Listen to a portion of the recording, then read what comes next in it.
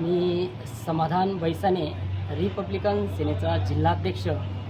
तर काही ग्रामस्थांच्या तक्रारीवरून माझ्याकडे विषय आल्यानंतर जे तक्रार होती, तर धुळे शहराच्या मध्यभागी शासकीय विद्यानिकेतन जी शाळा आहे, तर त्याच्यात खूप मोठ्या प्रकारे इथे जो काही विषय होतो आहे, तर हा आम्हाला दिसायला आलेला आहे.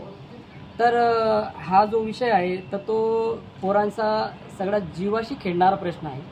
तर पोरांच्या या तक्रारीनुसार आम्ही जाऊन व्हिजिट केली असता तिथे बघितलं, तर त्या पोरांना जे पाणी दिलं जातं विहिरीचं, तर त्या विहिरीमध्ये अक्षरशः खूपच कचरा पडलेला आहे. बेटकुई आहे, साप जंतू वगैरे बरेचसे एकदम घाणेरड्या प्रकार, ते आम्ही चित्रीकरण करून आम्ही साहेबांना दिलेलेच आहे.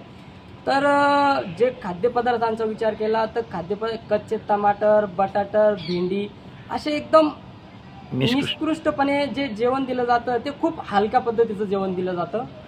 तर आम्ही ही व्हिजिट केलं असता, तर पोरांच्या आंघोळीची सोय नाही आहे, जे टॉयलेट बाथरूमची सोय व्यवस्थित पाहिजे तर ती पण अतिशय निकृष्ट दर्जाची आहे.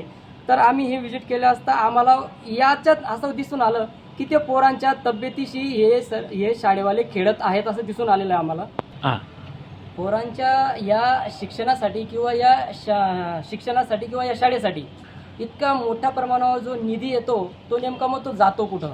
आज या पोरांना जे बघितलं गेलं, तर त्यांना व्यवस्थित जेवण नाही, व्यवस्थित पाणी नाही. भविष्यात त्या पोरांना काही विजा आली तर याचा जिम्मेदार कोण राहील, असा आम्हाला प्रश्न पडला. तर आम्ही कलेक्टर साहेबांना आज निवेदनद्वारे सांगितलं आहे की याच्यावर तुम्ही काहीतरी स्वतः जाऊन चौकशी करा आणि स्वतः तुमच्या डोळ्यांनी बघून घ्या की शाळेची काय व्यवस्था आहे.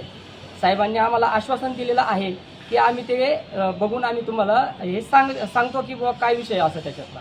सगळ्यात महत्त्वाचं, जर याच्यावरती जर का साहेबांनी म्हणा किंवा शाळेवाल्यांनी जर काही बदल केला नाही, तर रिपब्लिकन सेनेच्या वतीने मोठं आंदोलन छेडण्यात येईल आणि होणाऱ्या प्रकृतीस याच्यात सगळी शाळा जबाबदार राहील, याची नोंद घेईल.